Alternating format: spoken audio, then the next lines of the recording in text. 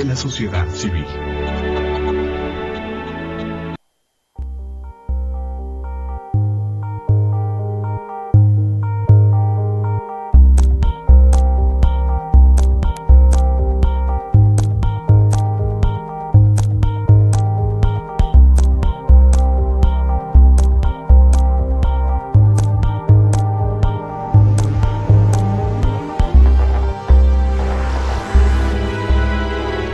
Canal Patrio, voz e imagen de la sociedad civil.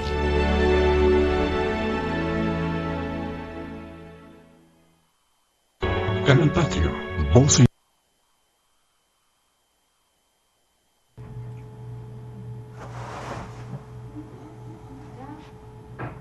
¿Estamos al aire? Muy bien. Estamos aquí con ustedes en este su programa Gestión Social, hoy martes 14 de octubre de 2014.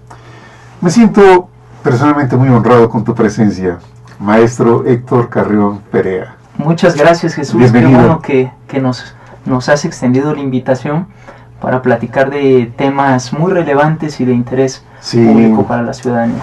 Fíjate, Héctor, los temas penales son temas muy delicados. Así es, muy sensibles. Muy sensibles en todos sentidos.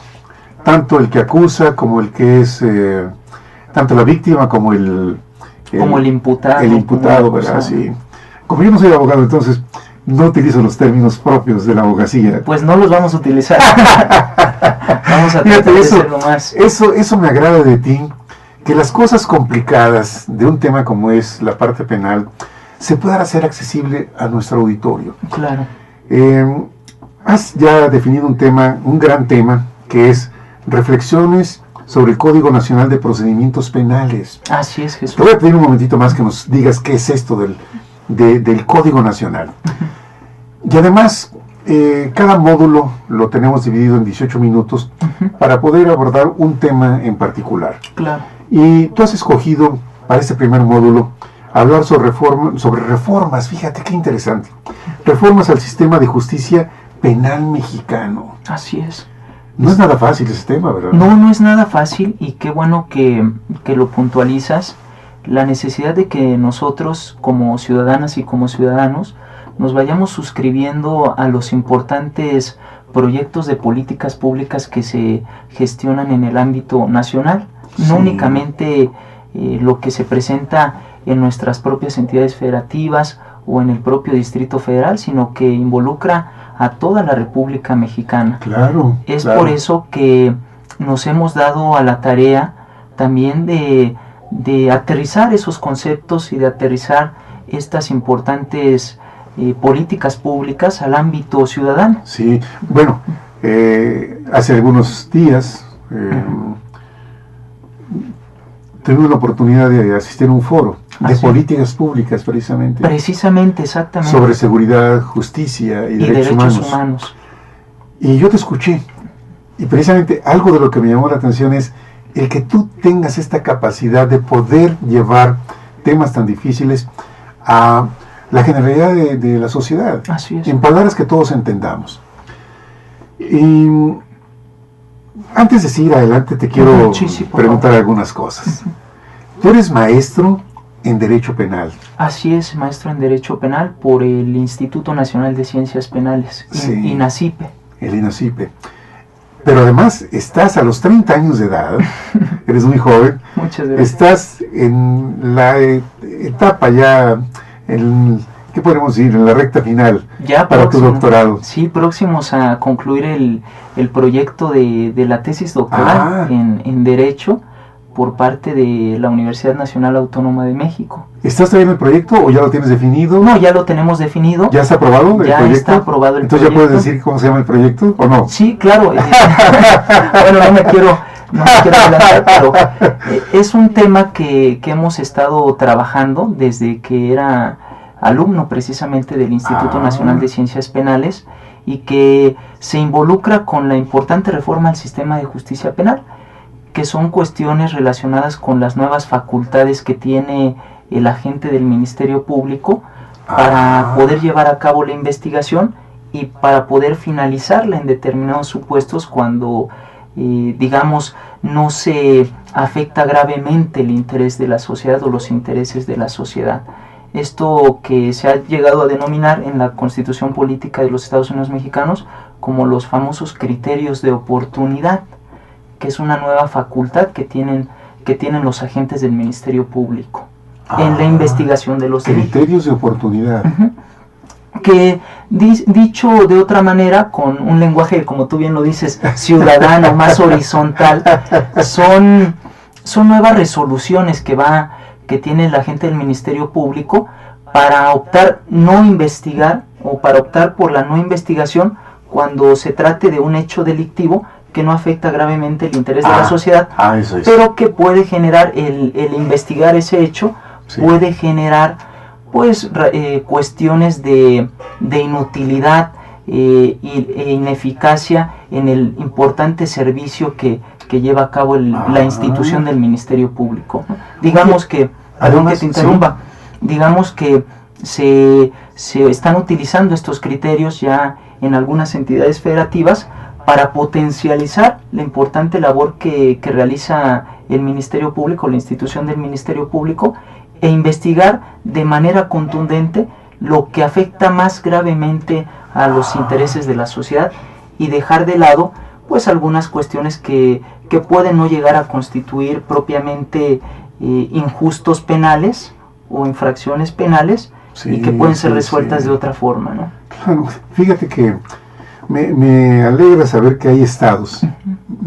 ¿Puedes mencionar alguno? Sí, porque claro. lógicamente están haciendo un esfuerzo muy grande allá en esos lugares. Sí, quiero platicarte y quiero platicarle a tu querido auditorio que nos está escuchando y que nos está viendo, que la reforma al sistema de justicia penal en el Estado mexicano se dice que comienza con la importante reforma del 18 de junio del 2008. Por la 18 de junio del 2008, por la cual se reforman diversas disposiciones de la Constitución Política de los Estados Unidos Mexicanos y que se involucran directamente con cuestiones penales o con cuestiones en materia procesal penal o en materia de ejecución de sanciones penales o también en materia del sistema integral de justicia para adolescentes. Digamos que es el parteaguas de esta importante reforma que se está haciendo al sistema de justicia penal. Pero bueno, sabemos que la crisis se ha asegurado en los medios masivos de comunicación social, también en el ámbito político se ha asegurado que la crisis al sistema de justicia penal se ha dado de 12 años para acá. Sin embargo, la crisis al sistema de justicia penal está latente desde 1917. Es decir, cuando se presenta en 1910 estos movimientos sociales únicos en su género, movimientos sociales que marcaron un precedente a nivel mundial y que conocemos como la Revolución Mexicana, comienzan a establecerse nuevas demandas por parte de la ciudadanía, pero también dirigidas a que se transforme el sistema de justicia penal. Debemos recordar que antes de 1917, pues aún el Poder Judicial tenía bajo su mando, por así decirlo, bajo su yugo, a la institución del Ministerio Público. Es decir, el Ministerio Público dependía del Poder Judicial. Y el Poder Judicial realizaba dos importantes funciones: la de investigar y la de juzgar, lo cual contraviene a todo, no corresponde con un proceso penal de corte liberal. Entonces comienzan a plantearse estas situaciones que posteriormente en 1917 vemos materializadas ya con el importante trabajo que desarrolló el constituyente de ese año, y se establece la Constitución Política de los Estados Unidos y se establecen en diversas disposiciones. Tal es el caso del artículo 21 constitucional, que ustedes lo pueden consultar por internet, donde se establece que la función de persecución y la investigación de los delitos es única y exclusiva de la institución del Ministerio Público, y al Ministerio Público lo separan ya de manera definida, lo separan del Poder Judicial, lo cual comienza a generar mejores bríos para nuestro sistema de justicia penal, el cual está dotado como lo vamos a ver más adelante, de un proceso penal, o también denominado un mecanismo de solución de controversias de carácter heterocompositivo, ¿no? Y se escucha muy redundante, heterocompositivo. Bueno, heterocompositivo quiere decir que una autoridad distinta a la que está acusando y distinta a la que está controvirtiendo esos hechos por los cuales se acusan, va a tomar una decisión respecto a ese conflicto social. ¿Y qué figura es esa? La autoridad jurisdiccional. Ah, ya la autoridad jurisdiccional despegada de la importante función de acusación que realiza el Ministerio Público, y de la importante función que realiza toda persona imputada a través de su defensor, que es la defensa técnica y adecuada. Sí. Y arriba estamos hablando de los jueces. Y arriba estamos hablando de las autoridades jurisdiccionales. Jurisdiccionales, es el término. Jurisdiccionales. Autoridades jurisdiccionales. En el ámbito internacional se habla mucho de garantías judiciales y de autoridades judiciales, y lo vemos en algunos instrumentos internacionales de derechos humanos, como es el Pacto de Derechos Civiles y Políticos. Ahí se establece que pues hay diversas garantías de carácter judicial, y curiosamente en el ámbito internacional, autoridades de carácter judicial podemos denominar tanto al Ministerio Público como a la autoridad jurisdiccional. Autoridades jurisdiccionales únicamente a las autoridades, es decir, a los jueces, que vamos a ver más adelante, jueces de control, jueces de juicio y jueces de ejecución de sanciones. Oye, ¿cuántas cosas no sabemos las personas? Vamos, no porque uno quiera ser abogado, no, tampoco. Claro.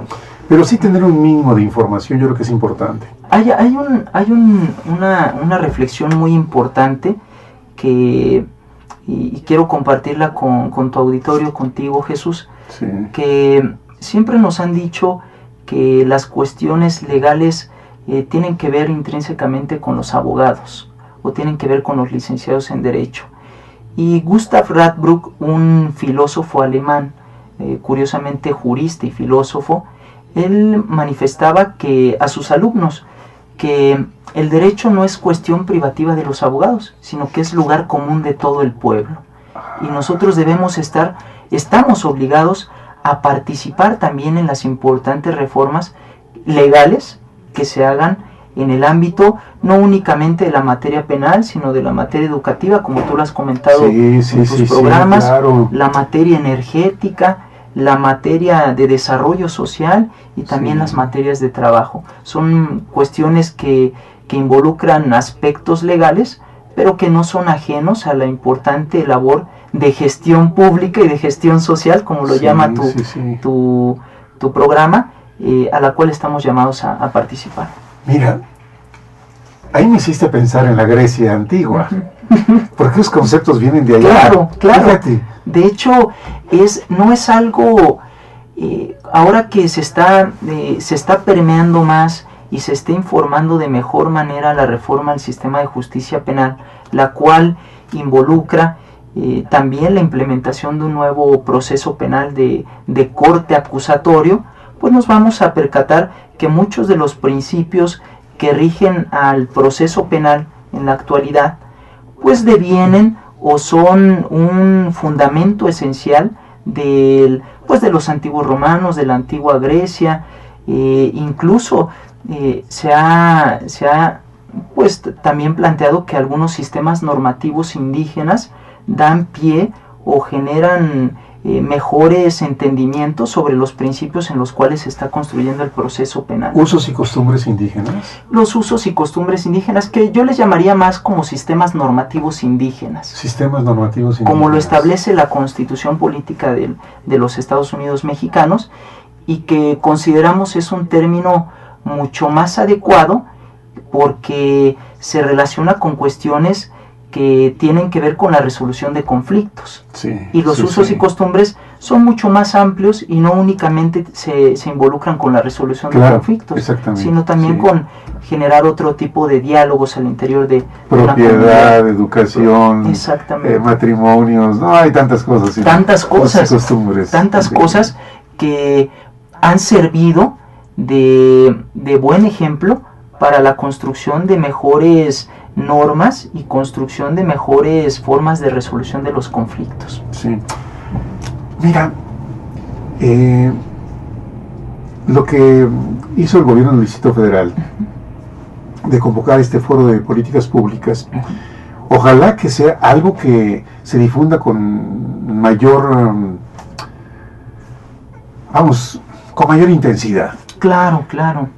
Porque ese día el auditorio Benito Juárez de la Asamblea Legislativa, ahí enfrente del Zócalo, del Palacio Nacional. Exactamente enfrente del Palacio Nacional, estaba lleno. Sí, sí. Hay interés. Nos dio mucho gusto que este foro, y quiero puntualizar, fue propuesto por las organizaciones de la sociedad civil, cierto, es verdad, que conforman el importante espacio de participación ciudadana del bloque de justicia del Programa de Derechos Humanos del Distrito Federal, que cualquier ciudadano y ciudadana pueden involucrarse en este espacio de participación, no únicamente es de justicia, hay otros espacios, como es el caso de derechos de pueblos y comunidades indígenas, como es el caso de derechos de personas en situación de discriminación, como lo vemos las personas en situación de calle, y también personas de edad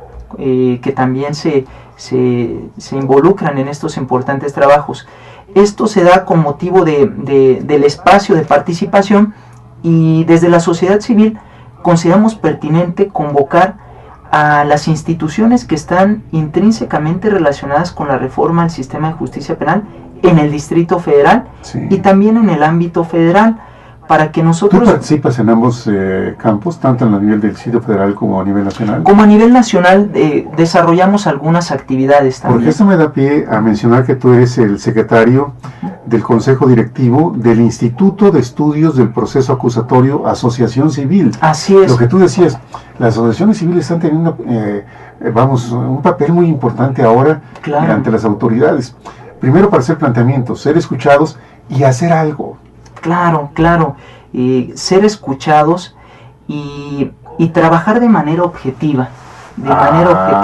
Eso me gusta, ese Yo término creo me gusta. que es muy importante también ir puntualizando este tipo de trabajo que se realiza a través de las organizaciones de la sociedad civil, porque desafortunadamente el trabajo de las organizaciones de la sociedad civil durante mucho tiempo se ha visto o se visualiza de manera contraria al trabajo que realizan los gobiernos o las instituciones gubernamentales. Y eso es algo que hemos tratado de transmitir a través de este espacio de bloque de participación, de transmitirles que no somos enemigos de las instituciones gubernamentales, sino por el contrario, somos amigos de las instituciones gubernamentales y trabajamos por el mismo fin, que el mismo fin pues es mejorar el sistema de justicia penal. Mira, esta fecha del 18 de junio de 2008. A ver si entendí. Entre 1917, cuando nace la Constitución Política de los Estados Unidos Mexicanos, y el 2008, ¿había habido un vacío muy fuerte en la parte penal? No, digamos que del 1917, lo que hicieron con esto, la idea que comenzamos, que fue ya, en 1917, al advertir esta crisis del sistema de justicia penal, y quiero conceptualizar qué es lo que debemos de entender por sistema de justicia penal. El sistema de justicia penal no es otra cosa más que el conjunto de instituciones que participan en la importante función de criminalización, por así decirlo, o de selectividad penalizante o punitiva que realizan estas instituciones. ¿Quiénes son las instituciones que participan en esta importante función? Pues los poderes legislativos, el poder ejecutivo y también los poderes judiciales. Dentro del poder ejecutivo encontramos las importantes funciones que realizan, por ejemplo, las secretarías de seguridad pública, la propia Procuraduría General de la República y también de los estados, y también las importantes instituciones de ejecución de penas pertenecen a este bloque o a esta institución que conforma el sistema de justicia penal. Entonces se afirmaba que antes de 2008 había una seria crisis del sistema de justicia penal, es decir, las instituciones se encontraban colapsadas. Tanto las instituciones legislativas, al realizar por ejemplo, las importantes funciones de redacción de los delitos, por ejemplo, de los tipos penales, que no son otra cosa más que conductas que se redactan en los códigos penales y a los cuales se asocian alguna pena o medida de seguridad. Esa importante función pues no era realizada a cabalidad por las instituciones legislativas. Vemos que existían sanciones draconianas, ¿no? Sí. O se penalizaban algunas conductas que, más allá de ser lesivas para la sociedad, pues constituían infracciones de carácter administrativo que no debían de superar esa línea de defensa del Estado, ¿no? A ver, alguna vez he escuchado, no soy testigo presencial de haber conocido a alguien en un reclusorio por haber robado un litro de leche. Claro, o sea, claro. Haber robado por hambre. Claro. Esto es una situación que también demostraba la seria crisis, o hacía evidente la seria crisis por la cual estaban transitando las instituciones gubernamentales. No se estaba proveyendo de seguridad jurídica a los ciudadanos, y recordemos que una persona que es sentenciada a una pena privativa de la libertad, como es el caso de la prisión, pues ellos también requieren seguridad jurídica al interior de este importante y todavía se le sigue llamando, y malamente, tratamiento de readaptación social, ¿no? Se les visualizaba como enfermos sociales, se les visualizaba como enemigos de la sociedad. Sin embargo, las instituciones, las organizaciones, la sociedad misma y también las instituciones académicas comenzaron a darse cuenta de que debía racionalizarse el importante trabajo y humanizarse el importante trabajo de las instituciones gubernamentales para brindar mayor seguridad jurídica. Mayor seguridad jurídica que incidiera específicamente en su libertad personal, y que incidiera también en su protección de la integridad personal. Esto lo hemos visto, y como tú bien lo dices, lo mencionas, son algunos ejemplos que se siguen presentando todavía en la actualidad, donde la comisión de algunas conductas que afectan bienes jurídicos, como es la propiedad, como es la vida, como es el libre desarrollo de la personalidad, no necesariamente tienen que ingresar a esa máquina de machacar carne, ¿no? Y gracias a otro tipo de alternativas se puede resolver ese conflicto. Sin embargo, las instituciones demasiado verticalizadas utilizan el poder punitivo del Estado para resolver conflictos que no deben trascender a esa área, ¿no? Ahora, estamos hablando del 2008, donde sí se están viendo cambios. Comienzan a darse cambios, y desde 1917 comienzan a darse cambios, incluso comienzan a darse reformas parciales por todas estas crisis que se estaban dando. Y qué curioso que lo mencionas, Jesús, porque se involucra con importantes reformas que se dan en la década de los 70, cuando el Estado mexicano advierte que una de las serias crisis o subcrisis, por así decirlo, del sistema de justicia penal es la del subsistema penitenciario. Es decir, debía de humanizarse ese subsistema penitenciario, y comienzan a adoptarse normas y recomendaciones de las Naciones Unidas en materia en el ámbito penitenciario, en materia de las sanciones privativas de la libertad, y comienza la legislación y comienzan los ordenamientos jurídicos nacionales a adoptar estas buenas recomendaciones en la década de los 70. Además, con convenios suscritos por México. Convenios suscritos por México, instrumentos internacionales suscritos obviamente por el titular del Ejecutivo, o en este caso por sus representantes, que se puede dar el caso que plenipotenciarios o servidores públicos con ese carácter de plenipotenciarios firmen esos importantes acuerdos en materia de humanización del sistema de justicia penal.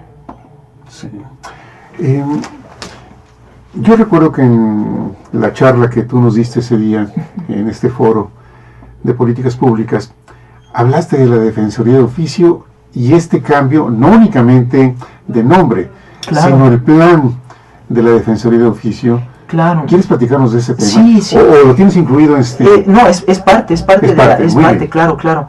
Qué bueno que lo traemos a colación y quiero concluir, por ejemplo, mencionando lo de la reforma al sistema de justicia penal para entrar a esta parte, Sí. que incluso en la década de los 90 comienzan a plantearse algunos proyectos que si tú tienes a bien los comentamos Claro que sí, en el siguiente módulo, porque ya se nos terminó el Así primero. es. Vamos a un breve intermedio y regresamos con ustedes. Gracias, Isabel. Canal Patrio, voz e imagen de la sociedad civil.